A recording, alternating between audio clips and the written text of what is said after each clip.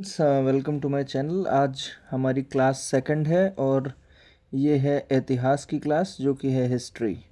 तो हम अपनी सीरीज़ को आगे बढ़ाते हैं बिना किसी इंट्रोडक्शन और बिना किसी टाइम वेस्ट किए हुए। सबसे पहले मैं आपको ले जाना चाहूँगा सिलेबस की तरफ। तो जैसा कि हम सभी को पता है कि जनरल नॉलेज का पेपर है और जनरल साइंस हमने पहली वीडियो में कवर कर लिया है जो कि है पार्ट 1। आज हम करेंगे इंडियन हिस्ट्री। देखिए सीधा सीधा लिखा है इंडियन हिस्ट्री, तो भारत का इतिहास, सिर्फ भारत का इतिहास हमें पढ़ना है। देखिए भारत का इतिहास, इसके अलावा और कुछ नहीं पढ़ना है इतिहास के पॉइंट ऑफ व्यू से, ठीक है। उसके बाद जो भी सिलेबस है हम करेंगे 35 वीडियोस। 35 वीडियोस में हमारा पूरा सिलेबस और प्रीवियस ईयर क्वेश्चन पेपर सब कुछ कवर हो जाएगा। तो चलिए देखते हैं। तो सबसे पहले हम यहाँ पर शुरू करते हैं कि भाई हिस्ट्री का थोड़ा सा आउटलाइन बना लेते हैं, बाहर बाहर देख लेते हैं कि कैसी घटनाएं हुई और कैसे कैसे काल हम बांटते हैं समय को। तो देखिए हम थोड़ा सा प्राचीन काल के बारे में पढ़ेंगे, ठीक है। उसमें प्रागैतिहासिक काल है जो कि प्री हिस्ट्रिक है।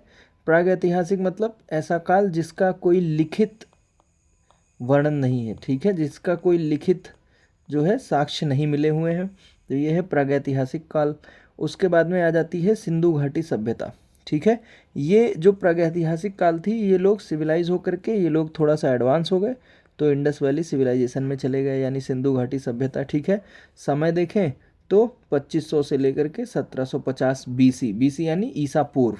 ईसा पूर्व आपको पता होगा कि जो कि ईसा मसीह का जन्म है उसको हम लेते हैं ज़ीरो का समय, और वहाँ से हम जो समय होता है वो बढ़ते क्रम में चलते हैं, और उसके पहले के समय को हम कैसे चलते हैं, घटते क्रम में, घटते क्रम में, ठीक है। तो इधर हो जाता है बीसी ईसा पूर्व और इधर हो जाता है एडी, ठीक है भाई। तो अभी हम जिस समय में जी रहे हैं वो ये वाला समय है, यहाँ पे ईसा मसीह का हुआ था जन्म, ठीक है। अब आगे बढ़ते हैं, ये है, फिर आगे आता है वैदिक काल, ठीक। महाजनपद, फिर मौर्यन अम्पायर, गुप्ता अम्पायर, ये सारी चीज़ें हम धीरे धीरे इस वीडियो में अभी देखने वाले हैं, ठीक है। अब देखते हैं वैदिक काल जो आया वो आया 1500 से 600 बीसी में, ठीक है। वैदिक काल को भी हम दो भागों में करके पढ़ते हैं, ठीक। तो जब लोहे की खोज हुई इस वैदिक काल में, तब इसने जो हमारी अर्थव्यवस्था है यानी कि फाइनेंस है, अर्थव्यवस्था को इसने पूरी तरह से बदल के रख दिया, ठीक है। क्यों? क्योंकि हम खेती करने लगे, जो हम पहले शिकार किया करते थे वो हम खेती करने लगे। उसके बाद अर्थव्यवस्था जब मजबूत हुई तो महाजनपद का निर्माण हुआ, ठीक है। उसके बाद अंपायर बनने लगे यानी कि साम्राज्य बनने लगे। जब साम्राज्य बनने लगे तो सबसे पहला महान साम्राज्य बना मौर्यन साम्राज्य। इसका समय है 321 से लेकर के 150 बीसी। देखिए ये सब बीसी की बातें हैं, मतलब ईसा पूर्व की बातें हैं, अभी ईसा मसीह का जन्म नहीं हुआ है, ठीक है। अब इस मौर्यन अंपायर के बाद कहीं उधर वेस्टर्न साइड में ईसा मसीह का यहाँ पे हो जाता है जन्म।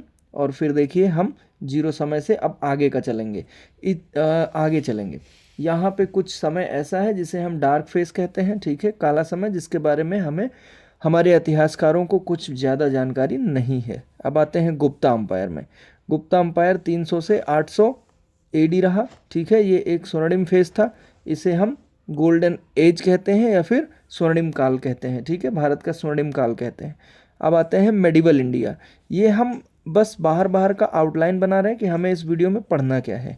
उसके बाद आते हैं मेडिवल इंडिया में, यानी कि मध्यकालीन भारत, बहुत ही इम्पोर्टेंट समय, ठीक है। यहाँ पर देखिए प्रारंभिक मध्यकालीन काल में कैसे हुआ कि भाई प्रतिहार, पालास और राष्ट्रकूटास, ठीक है, इनकी लड़ाइयाँ चलती रही, ट्राईपार्टाइट स्ट्रगल इन तीनों में, ठीक है। तो ये कन्नौज के लिए ये हमेशा तीनों लोग आपस में लड़ते रहे और बार बार सत्ता बदलती रही इनकी। उसके बाद आ गई दिल्ली सल्तनत, ठीक है। दिल्ली सल्तनत की जो डायनेस्टीज़ हैं जैसे गुलाम वंश, तुगलक, सैयद, खिलजी, ये लोदी, इन लोगों ने राज्य किया 1206 से लेकर के 1526 तक। उसके बाद आया मुग़ल अम्पायर, ठीक है। मुग़ल अम्पायर ने काफ़ी समय तक राज किया और इन्होंने 1526 से लेकर के 1857 तक यहाँ पर राज किया। 1526 में बाबर की जब एंट्री होती है भारत में, तब से ये मुग़ल अम्पायर की स्थापना हो जाती है। उसके बाद आते हैं साउथ इंडियन किंगडम। दक्षिण भारतीय राज्य में कई सारी डायनेस्टी हुई, जैसे चोला, चेरा, पांड्या, विजयनगर अम्पायर, तो ये सारी भी बहुत महान डायनेस्टीज़ हैं, ठीक है। उसके बाद आते हैं आधुनिक भारत यानी कि मॉडर्न इंडिया पर। यहाँ पर यूरोपियन का आगमन कैसे हुआ, तो हमें पता होना चाहिए कि किस सीरीज़ में आगमन हुआ, पहले कौन आए, पोर्तुगीज़ आए, डच आए, ब्रिटिश आए, ठीक है। तो इस तरह से हमें इनके सीरीज़ पता होना चाहिए। उसके बाद ब्रिटिश का शासनकाल, ठीक, 1757 और फिर की लड़ाई, और उसके बाद में 1857 का रिवॉल्ट, और उसके बाद भी इनका लगभग 100 साल तक इनका राज, ठीक है। तो लगभग 200 साल इन्होंने हमारे ऊपर राज किया। तो ये इनका ब्रिटेन का ये स्वर्णिम काल था ब्रिटिश वालों का, ठीक है। अब आते हैं फ्रीडम स्ट्रगल यानी कि स्वतंत्रता संग्राम, यानी कि इनसे छुटकारा पाने के लिए हमने स्वतंत्रता संग्राम कैसे लड़ी, कैसे लड़ाइयाँ लड़ी। तो देखिए भाई, ज़्यादा प्रश्न आएंगे आपको आधुनिक भारत से। ज़्यादा प्रश्न कहाँ से आएंगे? आधुनिक भारत से। अगर मान लीजिए 10 नंबर का पेपर है, 10 नंबर का सवाल आने वाला है इतिहास से, तो आप ये मानिए कि आधुनिक भारत से 6 नंबर का आने वाला है, ठीक है। उसके बाद में आप ये मानिए 6 नहीं 5 नंबर से मानिए। उसके बाद आप मानिए कि 3 नंबर का आने वाला है मध्यकालीन से, और 2 नंबर का आने वाला है प्राचीन भारत से, ठीक है। कुछ इस तरह से नंबरों का विभाजन इसमें होगा। हमें पहले से ही पता है कि भाई 100 प्रश्न पूछे जाएंगे, और पेपर बनाने वाले ने, सिलेबस बनाने वाले ने हमें दिया है 34 टॉपिक। कितने टॉपिक? 34 टॉपिक, ठीक है। और प्रश्न कितने पूछे जाएंगे? 100 पूछे जाएंगे। बट इतिहास एक ऐसा टॉपिक है जिससे कि हम 5 या से 6 प्रश्न की उम्मीद कर सकते हैं, 5 से 6 प्रश्न की। तो हमें 5-6 प्रश्नों के लिए तैयार होना पड़ेगा, और यदि आप इस वीडियो को पूरा देखते हैं तो ये आपके 5-6 प्रश्न आसानी से गिर सकते हैं। अब आते हैं थोड़ा थोड़ा सा इनका आउटलाइन देख लेते हैं, उसके बाद कुछ प्रैक्टिस क्वेश्चंस है उस पर हम चलेंगे, ठीक है। और कुछ इसमें पूछे गए भी प्रश्न हैं। तो आते हैं प्रागैतिहासिक काल पे, जैसा कि मैंने बताया था प्री हिस्ट्रिक पीरियड, ठीक है, यानी कि इतिहास लिखे जाने से पहले का समय। तो ये एक वो काल है जब मनुष्यों ने लिखना नहीं सीखा था। इस काल की जानकारी पुरातत्व अवशेषों से मिलती है। कैसे मिलती है? पुरातत्व अवशेषों से। तो ये याद रखिएगा कि जिस काल में हम लिख नहीं सकते थे उस काल में पुरातत्व अवशेष मिलते हैं, उनसे हम जानकारी एकत्रित करते हैं। उसके बाद आते हैं कि भाई पुरापाषाण काल पे, ठीक है, सॉरी, देखते हैं पुरापाषाण काल पे यानी कि पैलियोलिथिक एज में, यानी पुराना पत्थर काल। इस समय हमें जो पुराना पत्थर मिलता है वो कि अवशेष के रूप में हम उनसे जानते हैं कि ये लोग कैसे जीते थे, अपना जीवन गुजारते थे, ठीक है। शिकारी और भोजन संग्रहण करता थे ये लोग, मतलब शिकार करते थे और भोजन को क्या करते थे? एकत्रित करते थे। अब ये कैसे पता चला? इनके औजारों को देख करके पता चला। खुरदुरे पत्थर के औजार थे। इन्होंने अपने औजारों को इस तरह से तीखा, नुकीला ऐसे करके बना रखा था, जिससे कि हमें पता चलता था कि ये लोग क्या थे? शिकारी थे। क्या थे? शिकारी थे, ठीक है। और उस समय किसी भी अनाज के अवशेष भी नहीं मिले, तो हम इन्हें शिकारी और भोजन संग्रह करता मानते हैं। उसके बाद इन्होंने बहुत ही जो अहम काम किया है इतिहास में, वो है अग्नि का प्रयोग सीखा। इन्होंने अग्नि का प्रयोग सीखा। किसने सीखा? पुरापाषाण काल वालों ने। क्या किया? अग्नि का प्रयोग सीखा इन्होंने, ठीक है। आगे आते हैं मध्यपाषाण पे, ठीक है। जो औजार इन्होंने बड़े बड़े पत्थरों से बनाया था काट करके, उसको समय के साथ ये लोग और एडवांस होते गए और इन्होंने छोटे औजार बनाने शुरू कर दिए। छोटे औजार मतलब जैसे कि एक डंडा लेकर के उसके सामने इन्होंने एक पत्थर छोटा सा नुकीला बांध दिया। अब ये शिकार करने के लिए और आसान और बेहतरीन हो गया है। तो ये इन्होंने छोटे औजारों का इस्तेमाल करना शुरू किया। इन्होंने मछली पकड़ना शुरू किया। क्या पकड़ना शुरू किया? मछली पकड़ना। मतलब इनको लगा कि जैसे जैसे हम बड़े पत्थरों को मार कर फेंक कर शिकार कर रहे हैं, तो हम जल से मछली भी पकड़ सकते हैं। उसके बाद में कुत्ते को इन्होंने पालतू बनाया, ठीक है। तो मध्यपाषाण काल वालों ने क्या किया? पहली बार डॉग डोमेस्टिकेशन किया, मतलब कुत्ते को पालतू बनाया। अब देखिए एक एक चीज़ इनके बारे में इंपॉर्टेंट निकल के आ रही है। पुरापाषाण काल वालों ने क्या किया? अग्नि का प्रयोग सीखा। मध्यपाषाण काल वालों ने क्या किया? कुत्ते को पालतू बनाया, ठीक है। तो बढ़ते हैं आगे। यहाँ पर आते हैं नवपाषाण काल। नवपाषाण काल वाले मतलब नियोलिथिक, मतलब ये लोग पत्थरों के इस्तेमाल में और एडवांस हो गए। अब देखिए यहाँ पर हम पाषाण का इस्तेमाल कर रहे हैं, जिसका मतलब होता है पत्थर। अब इनका क्या था कि जो भी जीवन यापन था वो ये पत्थरों में रहते थे और पत्थरों से ही अपना शिकार करते थे, पत्थरों को ही आकार दिया करते थे। तो सबसे पहले बड़े पत्थरों के औजार बनाए, उसके बाद उन्हीं पत्थरों को छोटे करके औजार बनाए। इन्होंने पत्थरों में दक्षता हासिल करी धीरे धीरे। अब आते हैं नवपाषाण काल पे। तो यहाँ पर इन्होंने पत्थरों को और बारीक किया और छोटा बनाया और उनके औजार और ज़्यादा नुकीले बनाए। और उन नुकीले औजारों से इन्होंने क्या किया, खेतों की जुताई शुरू की और खेतों को जोत करके इन्होंने क्या किया, कृषि की शुरुआत कर दी। क्या किया, कृषि की शुरुआत कर दी। कृषि की शुरुआत होते ही इनके पास क्या आने लगा, अनाज आने लगा। क्या आने लगा, अनाज। इसीलिए हम इनको क्या बोल देते हैं कि ये नए काल के प्राणी हैं, यानी कि नवपाषाण। तो इन्होंने पत्थरों से अनाज पैदा किया। ठीक, उसके बाद में जब अनाज आने लगा तो चूंकि ये अनाज के खोज में या फिर खाने के खोज में एक जगह से दूसरी जगह जाते थे, तो ये लोग एक जगह अस्थाई हो गए। क्या हो गए, अस्थाई हो गए। ये लोग रुक करके अपना जीवन यापन करने लगे।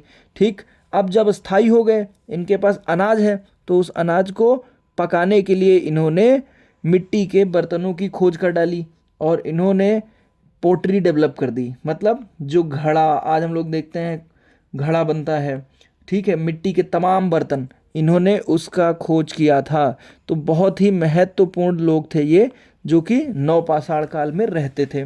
ठीक है। अच्छा, ये चीज़ें एक दिन में नहीं हुई, काफ़ी समय से काफ़ी पहले से इन्होंने, देखिए, पीढ़ी दर पीढ़ी ये सारी चीज़ें ट्रांसफ़र होती गई। तो हमने देखा कि भाई सबसे पहले पुरापाषाण काल वालों ने क्या किया, बड़े पत्थर का इस्तेमाल किया और शिकार करते थे।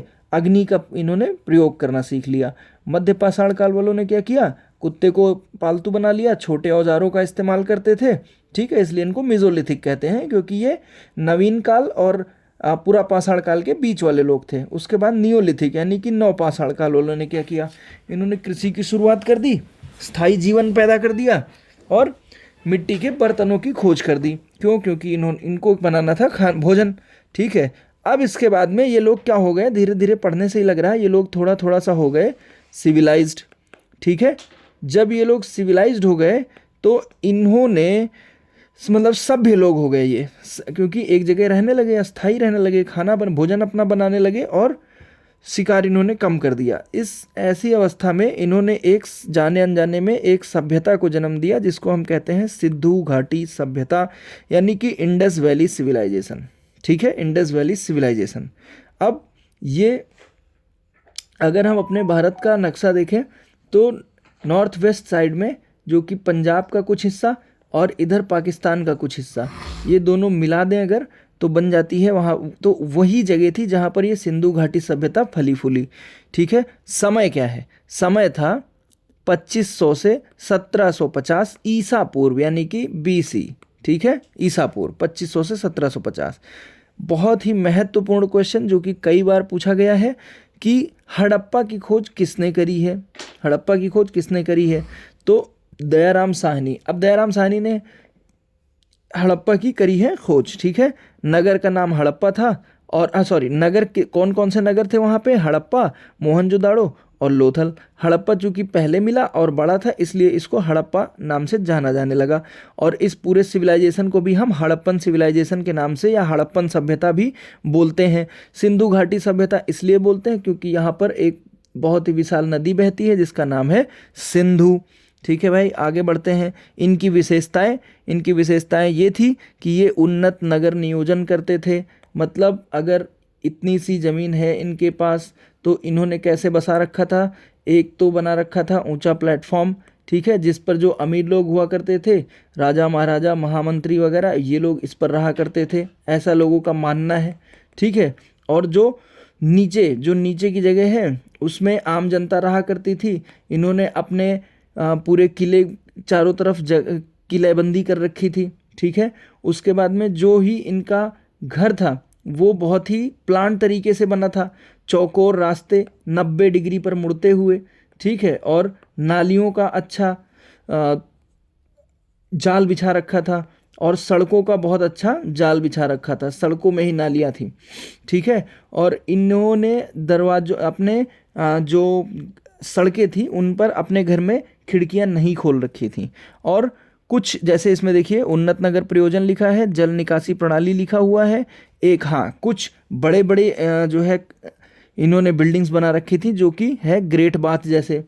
बिल्डिंग्स कहना गलत होगा, कुछ अब जैसे इन्होंने सील, हाँ सील की भी खोज इन्होंने करी, सील की भी खोज करी। अब सील करती क्या है, ये मोहरे हैं। जैसे मान लीजिए इनको जैसे अनाज इन्होंने उगाया, रखने की जगह बनाई, जैसे ग्रेट बाथ जैसे बड़े बड़े चीज़ें बनाई, और उसके बाद में इन्होंने क्या किया, जो इनके पास सरप्लस अमाउंट में अनाज पैदा होने लगा, मतलब इनके ज़रूरत से ज़्यादा, उसको इन्होंने क्या किया, एक जगह से दूसरी जगह भेजना शुरू कर दिया। यानी इन्होंने ट्रेड स्टार्ट कर दिया, ठीक है, व्यापार का जन्म, इन्होंने व्यापार शुरू किया। और व्यापार में चूंकि इनका सामान जाएगा दूसरी जगह, तो कैसे पहचाना जाएगा कि ये सामान कहाँ से आया है, उसके लिए इन्होंने मोहरे बनाई। क्या बनाई, मोहरे बनाई, ठीक है। उसके बाद में आता है वैदिक काल। अब जब इनकी बेसिक ज़रूरतें पूरी हो गई, जो कि है क्या, भोजन हो गया, इनको मिल गया, उसके बाद इनको मकान मिल गया, ठीक है, तब इन्होंने क्या किया, अब पढ़ने में ध्यान दिया, मतलब लिखित चीज़ों को लिखने में ध्यान दिया, ठीक है। जो इनका इतिहास था उसे संजोने में ध्यान दिया।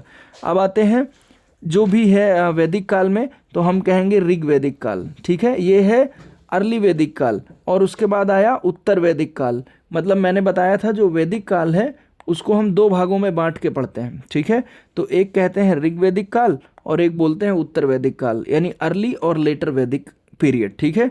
अब जो ऋग वैदिक काल के लोग थे, ये जो है आर्य समाज से थे, पशुपालन करते थे, सभा और समिति बनाया करते थे, ठीक है। मतलब सभा और समिति से इनका एडमिनिस्ट्रेशन चलता था, ठीक है। और ये लोग क्या करते थे, पशुपालन करते थे, ठीक है भाई। पशुपालन अभी यहाँ पर मुख्य, इनके अर्थव्यवस्था की जो मुख्य कड़ी है वो यहाँ पर पशुपालन थी। क्योंकि आप लोग अगर डिटेल में पढ़ेंगे तो आपने ध्यान दिया, पढ़ा होगा तो ध्यान दिया होगा कि इस समय गाय का बहुत ज़्यादा महत्व था। ये लोग प्रकृति में होने वाली चीज़ों को भगवान मानते थे, ठीक है, जैसे कि इंद्र देव मानते थे, ठीक है। अच्छा आगे बढ़ते हैं। उत्तर वैदिक काल, उत्तर वैदिक काल में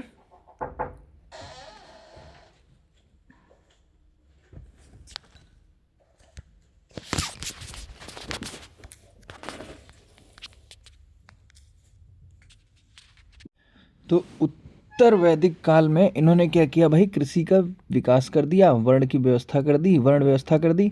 मतलब जैसे कि हमने पढ़ा मध्यकालीन भारत में, ठीक है भाई। तो दिल्ली सल्तनत, ठीक। अब दिल्ली सल्तनत जो है, यहाँ पर क्या है, भारत में मुस्लिम शासन की नींव रखी थी इन्होंने। अब इनकी 5 वंश थे, ठीक है। कौन कौन से थे भाई, एक है गुलाम वंश, उसके बाद खिलजी वंश, उसके बाद तुगलक वंश, सैयद वंश और लोदी वंश। इन लोगों ने जो है यहाँ पर रूल किया। अब उसके बाद आते हैं, देखते हैं भाई कि खिलजी वंश को, ये खिलजी वंश में क्या क्या सुधार, देखो इतना ज़्यादा इसमें डिटेल में नहीं पढ़ना है, हमें पढ़ना है जो एग्ज़ाम पॉइंट ऑफ व्यू से इम्पॉर्टेंट है कि क्वेश्चन आए टिक करें, क्वेश्चन आए हम लोग टिक करें, बस इतना ही पढ़ना है, ठीक है। तो इसमें हमें पता होना चाहिए कि खिलजी वंश में जो अलाउद्दीन खिलजी था उसने क्या क्या किया था, ठीक है। बाजार नियंत्रण की नीति लाया था और मजबूत सेना बनाई थी। ये दो चीज़ हमें इंपॉर्टेंट है, ये इन दो चीज़ों से प्रश्न पूछा जाएगा। बाकी पढ़ने के लिए बहुत कुछ है अगर ज्ञान एकत्रित करना है, बट यहाँ पे हमें एग्जाम निकालना है। उसके बाद आता है मुगल साम्राज्य, ठीक है। मुगल साम्राज्य में क्या हुआ, स्थापना किसने करी थी, बाबर ने, और पानीपत का प्रथम युद्ध हुआ था, ठीक है, 1526। आपका होमवर्क है कि बाबर के साथ इस पानीपत के युद्ध में, प्रथम युद्ध में कौन लड़ा था, ठीक है। उसके बाद आते हैं भाई यहाँ पर महान मुगल शासक कौन कौन थे, ठीक है। तो कौन कौन था भाई, अकबर थे, और एक शाहजहां थे, और एक औरंगजेब थे। क्यों थे, ये इंपॉर्टेंट है, ठीक है। क्योंकि इनकी धार्मिक सहिष्णुता थी, रिलीजियस टॉलरेंस था। मतलब अकबर का क्या था कि रिलीजियस टॉलरेंस था, ये सभी धर्म गुरुओं की बातों को सुनता और मानता था।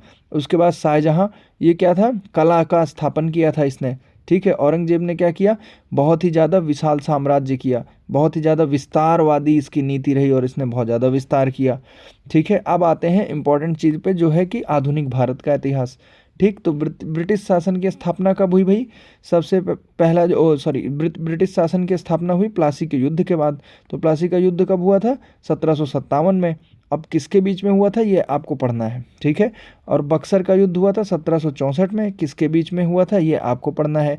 ये दो युद्ध हैं जिन्होंने, जो कि एक निर्णायक युद्ध रहे ब्रिटिश रूल को यहाँ पर स्थापित करने के लिए। इन दो युद्धों के बाद में अंग्रेजों को लग गया, पूरा भरोसा हो गया कि अब हम इन पर आसानी से रूल कर सकते हैं, ठीक है। क्योंकि क्या हुआ था, इन दो युद्धों में बहुत कम सैनिकों ने, डिसिप्लिन कम सैनिकों ने हमारे जो है, जो इनडिसिप्लिन सैनिक थे, इनडिसिप्लिन सैनिक का मतलब जो कि जिनका पेशा नहीं था सैनिकी का, उनको इन लोगों ने मिलकर के हरा दिया था। और जबकि इनका दस्ता बड़ा था फिर भी, तो इससे उनको ये पता चला कि अगर हम एक सेना बनाएं और उसे ट्रेनिंग दें तो ये जो है भारत के लोगों को कंट्रोल में रख सकती है। इस विचारधारा के साथ इन्होंने अपनी ब्रिटिश शासन की स्थापना की थी। अब स्थापना करी तो लोगों ने क्या किया, कुछ सालों बाद इसका किया विद्रोह, ठीक है। तो रिवॉल्ट ऑफ 1857 हमने पढ़ा होगा, मंगल पांडे, ठीक है। कारण क्या था, कारतूस विवाद था और केंद्र मेरठ कानपुर झांसी। बट इसमें बहुत सारे लोगों ने जो है अपना योगदान दिया, लेकिन क्या था कि ये बहुत बड़े स्तर पर फैला नहीं, ये छोटे से ही कानपुर मेरठ झांसी में ही दबकर रह गया, ठीक है। उसके बाद आते हैं प्रमुख लीडर्स। इसके लीडर कौन कौन थे, मंगल पांडे जी थे, रानी लक्ष्मीबाई थी और नाना साहेब थे, ठीक है भाई। अब आते हैं स्वतंत्रता आंदोलन कौन कौन से चले, तो देखते हैं। देखिए अभी हम आउटलाइन पढ़ रहे हैं, उसके बाद जब हम क्वेश्चन प्रैक्टिस करेंगे तो हमारे पास लगभग 50 से 70 क्वेश्चन है, जिनको हम एक बार कर लेंगे तो ऐसा कोई क्वेश्चन नहीं छूटेगा जो कि पेपर में नहीं गिरेगा। अब आते हैं असहयोग यानी कि नॉन कोऑपरेटिव मूवमेंट, फिर सविनय अवज्ञा सिविल डिसोबीडियंट मूवमेंट, और भारत छोड़ो यानी कि भारत छोड़ो आंदोलन, ठीक है। ये बहुत ही इंपॉर्टेंट आंदोलन है। अब आपको होमवर्क में करना क्या है, नेट पे जाना है और देखना है कि इन मूवमेंट को चलाया किसने था, बोलो भाई, ठीक है। अब आगे आते हैं स्वतंत्र भारत, इंडिपेंडेंट भारत यानी आज़ादी हमें कब मिली भाई, स्वतंत्रता कब मिली, 15 अगस्त 1947 को। और संविधान कब लागू हुआ, ये हुआ 26 जनवरी 1950 को, 26 जनवरी 1950 को, ठीक है। अब देखिए हम 2 दिन मनाते हैं, एक स्वतंत्रता दिवस मनाते हैं, ठीक है, और दूसरा कौन सा दिवस मनाते हैं 26 जनवरी को, वो आप यहाँ पर कमेंट बॉक्स में बताएंगे, ठीक। अब आगे बढ़ते हैं, परीक्षा हेतु इंपॉर्टेंट बिंदु जो मैंने निकाले हैं वो क्या क्या है भाई, कि 1857 में प्रथम स्वतंत्रता संग्राम हुआ था, उसमें जैसे अभी हमने देखा मंगल पांडे, रानी लक्ष्मीबाई लोगों ने योगदान दिया था। अकबर कौन था, महान शासक था, पूछा जाता है। अब उसके बाद गांधी जी क्या थे, अहिंसा के गुरु थे, गांधी जी क्या थे, अहिंसा के गुरु थे। अब हम आते हैं कुछ क्वेश्चंस पर हमारा अपना दृष्टि डालते हैं, ठीक है, जो कि बहुत इंपॉर्टेंट है। देखिए क्वेश्चन का क्या है, यदि आपके सामने से वो क्वेश्चन गुजरा है तो आप एग्जाम में जरूर टिक कर दोगे, ठीक है। तो देखिए पूरा पाषाण काल में मानव का मुख्य कार्य क्या था, पूरा पाषाण काल में, पूरा पाषाण, ठीक है। तो सबसे पहला यहाँ पे देखिए हंटिंग एंड फूड गैदरिंग, हमने यहीं पे बात करी थी इसलिए मैंने इसको यहीं पे लिखा हुआ, देखिए पूरा पाषाण काल। और यहाँ पे हमने क्या लिखा था, शिकारी, ठीक है। और यहाँ पे क्या लिखा था, भोजन संग्रह करता। तो देखिए वही प्रश्न यहाँ पर उठ करके आया है, ठीक है, हंटिंग एंड फूड गैदरिंग यानी कि शिकारी एवं भोजन संग्रह करना, ठीक।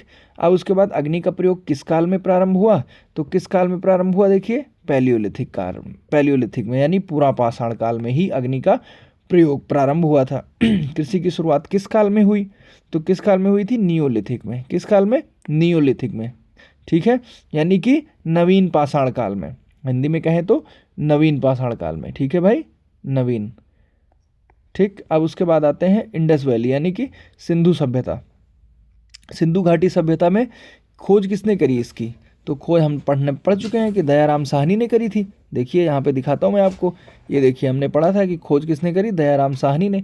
ऐसे ही प्रश्न आने वाले हैं पेपर में, ठीक है।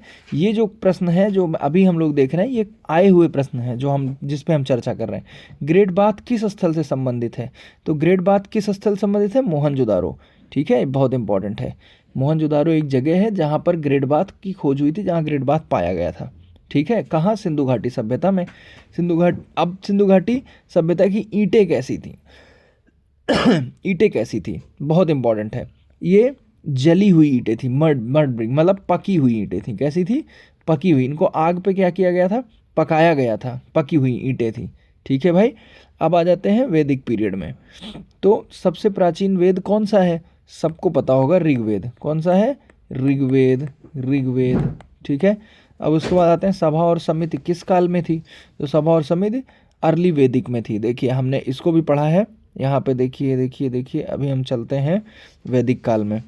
तो ये देखिए हमने क्या पढ़ा था कि भाई ऋग्वैदिक काल में सभा और समिति की जो है सभा और समिति से एडमिनिस्ट्रेशन चलता था। ठीक है, अब आते हैं वर्ण व्यवस्था का पूर्ण विकास कब हुआ। तो पूर्ण विकास कब होगा, लेटर वैदिक में। ठीक है, यानी कि बाद में जो वैदिक पीरियड आया, ठीक है, उसमें इसका पूर्ण तरह से विकास हुआ, यानी उत्तर वैदिक काल में। ठीक है, तो अब आगे बढ़ते हैं हम लोग, आगे देखते हैं दिल्ली सल्तनत के बारे में। ठीक है, दिल्ली सल्तनत की स्थापना किसने की, भाई बहुत इंपॉर्टेंट क्वेश्चन है। ठीक, तो किसने करी थी, कुतुबुद्दीन ऐबक ने। दिल्ली सल्तनत की स्थापना किसने करी, कुतुबुद्दीन ऐबक। ठीक है, अब आते हैं बाजार नियंत्रण नीति किस सुल्तान ने लागू करी।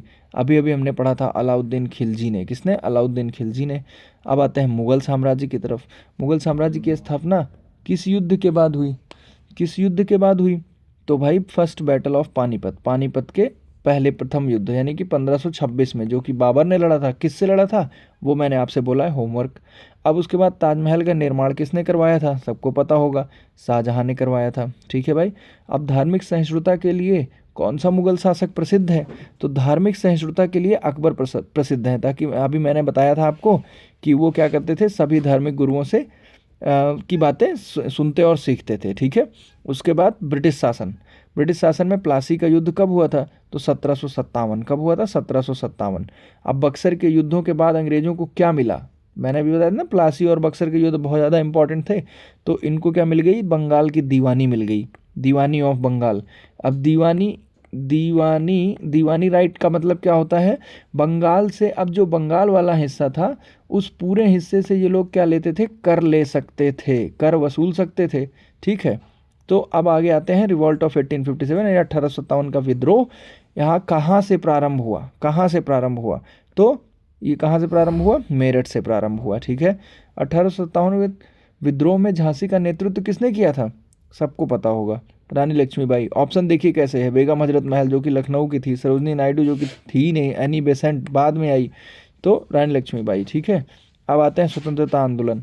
भारतीय राष्ट्रीय कांग्रेस की स्थापना कब हुई। ठीक है, तो ये हुई 1885 में। ठीक है, कब हुई, 1885 में। ठीक है भाई, एक ए ओ ह्यूम नाम के आदमी थे, उन्होंने इसकी स्थापना करी।